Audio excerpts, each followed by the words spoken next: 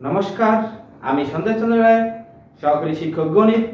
গণিত কেয়ার একাডেমিকের পক্ষ থেকে তোমাদেরকে জানাই আন্তরিক প্রীতি ও শুভেচ্ছা।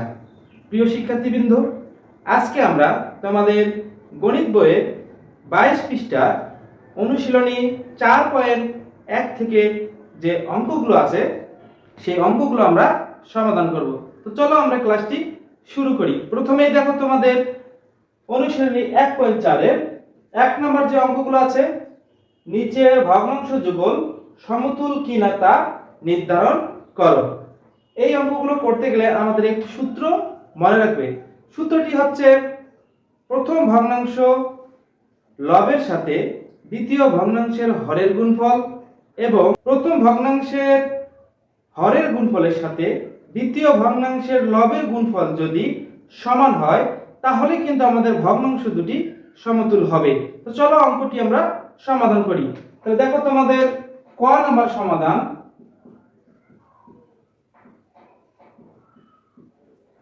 ক নাম্বার সমাধান আমরা অঙ্কটি তুলে ফেলি। 5, 8, 15, 24। তাহলে দেখো এই অঙ্কগুলো আমরা কিভাবে সমাধান করব? তাহলে এই সূত্রটি হচ্ছে প্রথম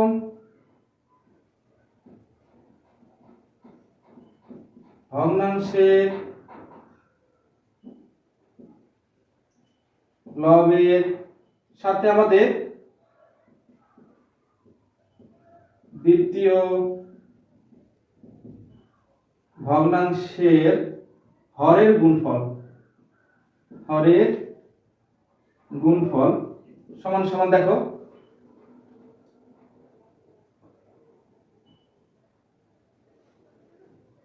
প্রথম ভগ্নাংশের লব এবং দ্বিতীয় ভগ্নাংশের হরের গুণফল। তাহলে প্রথম ভগ্নাংশের আমাদের লব হচ্ছে 5 গুণন দ্বিতীয় ভগ্নাংশের হর হচ্ছে আমার 24। তাহলে দেখো 5 এবং 24 কি আমাদের গুণ করতে হবে। তাহলে দেখো 24 5 4 5 20 এর 0 হাতে থেকে 2 5 2 10 আর 2 12। তাহলে দেখো 120। তাহলে প্রথম ভগ্নাংশের লব এবং দ্বিতীয় ভগ্নাংশের হরের গুণফল আমার 120। এখন আমাদের প্রথম ভগ্নাংশের হর গুণন দ্বিতীয় ভগ্নাংশের লব সমান সমান। তাহলে দেখো আমাদের প্রথম ভগ্নাংশের হর কত আছে আমাদের 8 গুণন এবং দ্বিতীয় ভগ্নাংশের লব অর্থাৎ 15। তাহলে গুণ করে দেখি আমরা কত হয়। 15 8 5 8 40 এর 0 হাতে থেকে 4 8 1 কে 8 8 4 12। তাহলে 120। তাহলে দেখো এই যে আমরা গুণ করলাম, গুণ করার পর দুইটি গুণফলে কিন্তু আমার সমান হয়েছে। তাহলে আমরা বলতে পারি এই ভগ্নাংশ দুটি হচ্ছে কি সমতুল ভগ্নাংশ। যদি সমান না হয় তাহলে সেটি কিন্তু সমতুল ভগ্নাংশ হবে না। তো চলো আমরা উত্তরটি লিখে ফেলি। তাহলে সুতরাং 5, 8, 15, 24 ভগ্নাংশ দুটি সমতুল। এটি হচ্ছে আমাদের অ্যানসার। আশা করি তোমরা বুঝতে পেরেছো। তো চলো এখন আমরা তোমাদের 2 নম্বর যে অঙ্কটি, খ নম্বর যে অঙ্কটি আছে সেই অঙ্কটি আমরা সমাধান করি।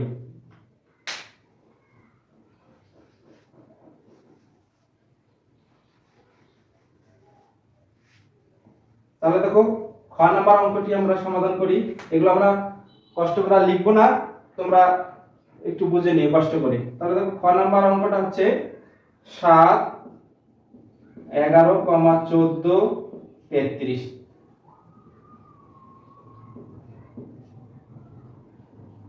তাহলে দেখো প্রথম ভগ্নাংশের লব, তাহলে প্রথম ভগ্নাংশের লব কত 7 গুণন দ্বিতীয় ভগ্নাংশের হর, তাহলে আমরা 33। তাহলে 33 এবং 7 আমরা গুণ করে কত দেখি। তাহলে 3 7 21, 3 7 21 এর 1 হাতে থেকে 2 3 7 21 22 23। তাহলে দেখো 231। এখন দেখো প্রথম ভগ্নাংশের হর অর্থাৎ 11 গুণন দ্বিতীয় ভগ্নাংশের লব অর্থাৎ 14, তাহলে গুণ করি 14 গুণন 11, 4 1 গুণন 4 কে 4 1 কে 1, 4 4 কে 5 1 154 হয়। তাহলে দেখো এটি কিন্তু আমার গুণ করার পর ভগ্নাংশ দুটি গুণ করার পর আমাদের কিন্তু গুণফলগুলো এক হয়নি, তাহলে আমরা বলতেই পারি এই ভগ্নাংশটি কি সমতুল ভগ্নাংশ নয়। তাহলে দেখো আমরা তাহলে এটা লিখতে পারি কিভাবে, তাহলে দেখো 7, 11, 14, 33 ভগ্নাংশ সমতুল, এখানে হবে আমাদের 9। এটি হচ্ছে আমাদের অ্যানসার। আশা করি তোমরা বুঝতে পেরেছো। তোমরা যদি আমার অনলাইন ক্লাসে নতুন হয়ে থাকো তাহলে অবশ্যই আমার চ্যানেলটিকে সাবস্ক্রাইব করবে এবং পাশে থাকা বেল আইকনটি দিয়ে রাখবে, তাহলে পরবর্তী ক্লাসগুলো দেওয়া মাত্রই তোমরা পেয়ে যাবে। তো চলো আমরা গ নম্বর অঙ্কটি সমাধান করি। তাহলে গ নম্বর অঙ্কটি আছে, দেখো আমরা এটা মিশাই দেব। দেখো গ নম্বর অঙ্কটি আমার কি আছে, গ নম্বর সমাধান। দেখো 38 50, 114 150।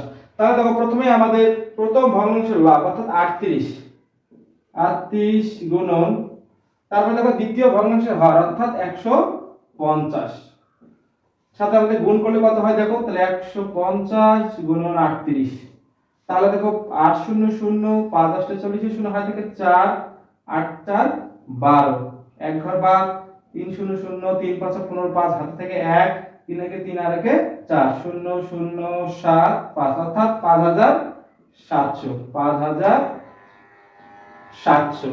তাহলে দেখো এখন আমাদের পরের যে, এখন দেখো তোমরা প্রথম ভগ্নাংশের হর গুণন দ্বিতীয় ভগ্নাংশের লব, অর্থাৎ প্রথম ভগ্নাংশের হর হচ্ছে আমার কত 50 গুণন দ্বিতীয় ভগ্নাংশের লব কত 114। তাহলে দেখো আমরা গুণ করে ফেলি, তাহলে 114 গুণন 50, তাহলে দেখো 0 0 0 গুণন 4 5 20 হাতে থেকে 2 5 একে 5 আর 2 7 5 একে 5 অর্থাৎ 0 0 7 5, অর্থাৎ এটিরও গুণফল 5700। তাহলে দেখো যেহেতু আমার দুইটি গুণফলের মান কিন্তু একই হয়েছে, এটাও 5700 এটিরও 5700, তাহলে আমরা বলতে পারি এই ভগ্নাংশটি কি সমতুল ভগ্নাংশ। তাহলে আমরা এইভাবে লিখব 38 50 114 150 ভগ্নাংশ দুটি সমতুল, এটি হচ্ছে আমাদের অ্যানসার। আশা করি তোমরা বুঝতে পেরেছো। এখন চলো তোমাদের 2 নাম্বার যে অঙ্কগুলো আছে সেই অঙ্কগুলো আমরা সমাধান করি। দেখো 2 নাম্বার যে অঙ্কগুলো আছে সেগুলো হচ্ছে নিচের ভগ্নাংশগুলোকে সমহর বিশিষ্ট ভগ্নাংশে প্রকাশ করো। সমহর অর্থাৎ ভগ্নাংশগুলোর হরগুলো তোমাকে সমান করতে হবে।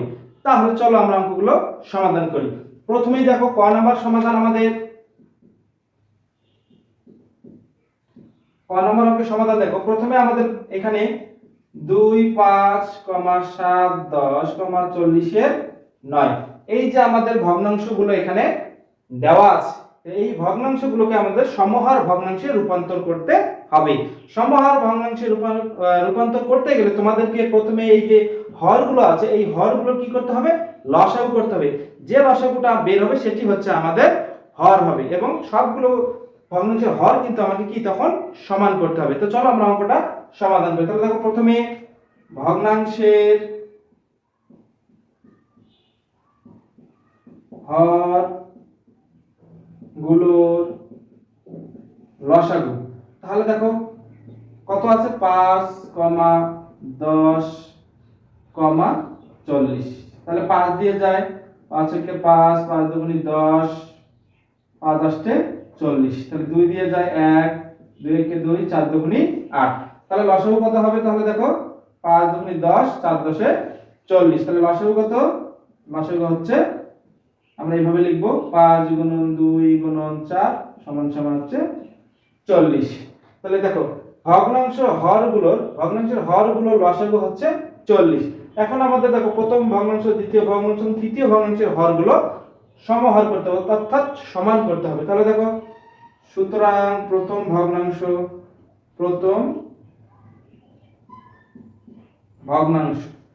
কত আছে আমাদের দেখো 2 এবং 5, তোমরা দেখো এই 5, এই যে আমাদের এই যে হরটি আমরা এখানে আছে এই ভগ্নাংশের এই হর দ্বারা আমরা 40 কে ভাগ করব, অর্থাৎ 40 ভাগ 5। তাহলে দেখো 5 আসতে 40, এই যে 8 আমাদের বের হলো ভাগফল। তাহলে দেখো এই ভাগফল দিয়ে আমাদের উপরে এবং নিচে কি করতে হবে, গুণ করতে হবে, তাহলেই কিন্তু আমার ভগ্নাংশটি সমহর ভগ্নাংশে রূপান্তর হবে। তো আমরা প্রথমে দেখো এইভাবে করব, 2 গুণন 8 5 গুণন 8। দেখো এই যে 8 সংখ্যাটি বের হলো, অর্থাৎ এই যে আমাদের হর দিয়ে লসাগুকে ভাগ করে আমাদের 8 বের হলো, এই 8 দ্বারা উপরে এবং নিচে তোমাদেরকে গুণ করতে হবে, তাহলে কিন্তু আমাদের সমহর হয়ে যাবে। তাহলে দেখো এখন আমরা 5 আসতে 40 আর 8 দুগুণে 16। তাহলে প্রথম ভগ্নাংশের আমাদের হর এবং ভগ্নাংশটি হচ্ছে 40 এ 16। এখন দেখো সুতরাং দ্বিতীয় ভগ্নাংশ সমান সমান, দেখো দ্বিতীয় ভগ্নাংশ কত আছে, 7 10। তাহলে দেখো 10 দিয়ে এখানে তোমাকে ভাগ করতে হবে 40 কে, 10 দ্বারা ভাগ করলে কত হয় 4, অর্থাৎ 4 দ্বারা তোমাকে উপরে এবং নিচে গুণ করতে হবে। তাহলে দেখো উপরেও 4 দ্বারা গুণ, নিচেও 4 দ্বারা গুণ, তাহলে কত হবে 4 7 28 আর 4 10 40। অর্থাৎ দেখো হরগুলো কিন্তু আমার এখানে সব একই হবে, তাহলে আমার অঙ্কটি সঠিক হবে। তাহলে দেখো এবং তৃতীয় ভগ্নাংশ, তৃতীয় ভগ্নাংশ কত আছে আমাদের 9 40। তাহলে দেখো এখানে কিন্তু আমাদের হর কিন্তু অলরেডি 40 এখানে আছে, তাহলে কিন্তু আর আমাদের কিন্তু এখানে কোনো গুণ করতে হবে না। তোমরা ইচ্ছা করলে এখানে 1 গুণ করে দিতে পারো, 9 এর সাথে গুণ 1, 40 এর সাথে গুণ 1, এটা দিলেও হয় না দিলেও হয়, অর্থাৎ যা আছে তাই যদি তুমি সরাসরি বসাও তবুও হবে। তুমি যদি একটা লাইন করতে চাও করতে পারো, তবে এই লাইনটা আমাদের না করলেও হবে। তাহলে দেখো এখন আমাদের ভগ্নাংশগুলো সমহর হয়ে গেছে। তাহলে আমরা উত্তর লিখব, উত্তর ভগ্নাংশ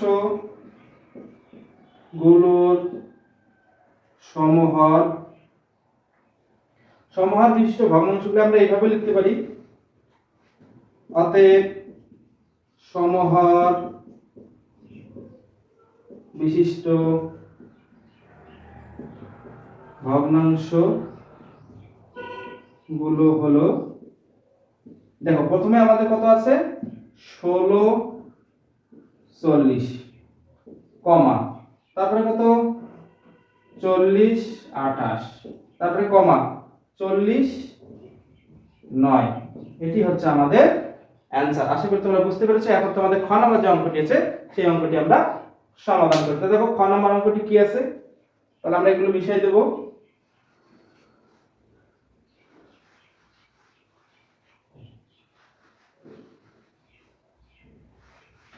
দেখো খ নাম্বার অঙ্কটি এখন আমরা সমাধান করি। খ নাম্বার অঙ্কটি সমাধান, তাহলে দেখো 17 25 23 40 67 120। তাহলে দেখো প্রথমে আমাদের এই যে ভগ্নাংশগুলো দেওয়া আছে, এই ভগ্নাংশগুলো তোমাদেরকে হরগুলোর লসাগু বের করতে হবে। তাহলে হরগুলোর লসাগু দেখো 25 40 120 এর লসাগু কত, তাহলে দেখো 5 দিয়ে দিলে 5 5 25, 5 আসতে 40, 6 60, 5 6 30 130 হয়ে যায়, 5 5 দুগুণে 10, 5 120 ভাগ হচ্ছে 5, 5 কে 5 দুগুণে 10 24। তাহলে দেখো 24, তাহলে আমরা 5 দিয়ে আর দিতে পারবো না, দেখি আমরা দেখি কত দিয়ে 2 দিয়ে, তাহলে এখানে 5 থাকলো, 4 দুগুণে 8, 12 দুগুণে 24, আবার 2 দিয়ে দেব, 2 দুগুণে 4, 6 দুগুণে 12, আবার আমরা 2 দিয়ে দেব, 5 থাকলো, 2 কে 2, 3 দুগুণে 6। তাহলে আমাদের লসাগু কত হবে দেখো, 5 গুণন 2 গুণন 2 গুণন 2 গুণন 5 গুণন 3, অর্থাৎ 5 দুগুণে 10, 10 দুগুণে 20, 20 দুগুণে 40, 40 40 আর 3 5 15, গুণ করলে যা হয় সেটাই আমাদের লসাগু। তাহলে দেখো 5 0 0, 4 5 20, 1 0 0, 4 1 4, তাহলে 0 0 6, অর্থাৎ আমাদের লসাগু কত, লসাগু কিন্তু আমাদের 600। তাহলে এই যে আমাদের এখন যে লসাগুটা বের হলো, এই লসাগুটা আমাদের কি এখানে হচ্ছে হর হবে, সবগুলো ভগ্নাংশের হর হবে। তাহলে আমরা এখন দেখো প্রথম ভগ্নাংশ কিভাবে করব। তাহলে প্রথম ভগ্নাংশ 17 25। এখন আমাদের দেখো 25 দিয়ে 600 কে 25 দ্বারা ভাগ করতে হবে, যে সংখ্যাটি বের হবে সেই সংখ্যা দ্বারা আমাকে উপরে এবং নিচে কি করতে হবে, গুণ করতে হবে। তাহলে দেখো 25 দিয়ে যদি আমরা ভাগ করি, 600 ভাগ 25, 25 দুগুণে 50, তাহলে দেখো 10 0 4 পজিশন 100, অর্থাৎ 24। তাহলে 24 দ্বারা আমাদেরকে গুণ করতে হবে। তাহলে দেখো সমান সমান 17 গুণন 24 এবং 25 গুণন 24, উপরে নিচে আমাদের গুণ করতে হবে। তাহলে দেখো এখানে আমাদের 600 হবে, 24 এবং 25 গুণ করলে 600, এবং 24 এবং 17 আমাদেরকে এখানে গুণ করতে হবে। তাহলে দেখো 24 এবং 17 গুণ করলে কত হয়, 17 গুণন 24 408, 408।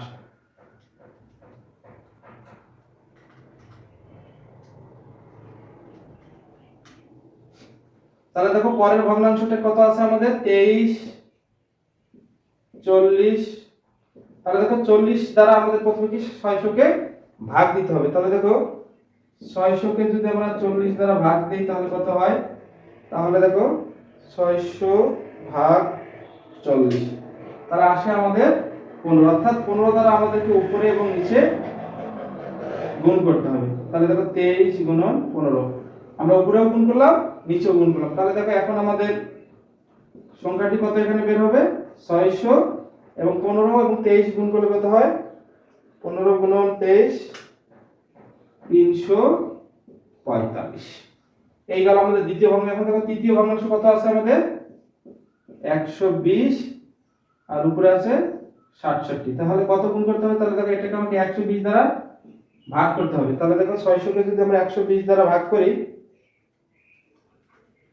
তাহলে আমাদের 5 আছে, শুধুমাত্র কত আসে 5। তাহলে 5 দ্বারা আমাদের উপরে এবং নিচে গুণ দিতে হবে, 5, তাহলে 67 গুণন 5, তাহলে অ্যানসার আসে আমাদের দেখো এখানে 600 নিচে, আর 67 আর 5 গুণ করলে কত হয়, 67 গুণন 5 335, 335। আশা করি তোমরা বুঝতে পেরেছো। একটু ক্লাসটি একটু মনোযোগ সহকারে দেখবে, একটু যদি না বুঝো তাহলে টেনে টেনে দেখবে, তাহলে কিন্তু তোমরা ক্লাসটি সুন্দরভাবে বুঝতে পারবে। তাহলে দেখো এখন আমরা সমহার বিশিষ্ট ভগ্নাংশগুলো হলো, অর্থাৎ অ্যানসার কিন্তু আমাদের তৈরি করা শেষ, শুধু এখন আমরা লিখে দেব। তাহলে প্রথম ভগ্নাংশের অ্যানসার দেখো আমাদের সমহার সবগুলো হর সমান হবে। তাহলে দেখো 408, কমা, তারপরে বের হয়েছে কত আমাদের 600, 345, কমা 600, তারপরে কত 335। এটি হচ্ছে আমাদের উত্তর। আশা করি তোমরা বুঝতে পেরেছো। আমার ক্লাসগুলো যদি তোমাদের ভালো লেগে থাকে তাহলে অবশ্যই লাইক, কমেন্ট এবং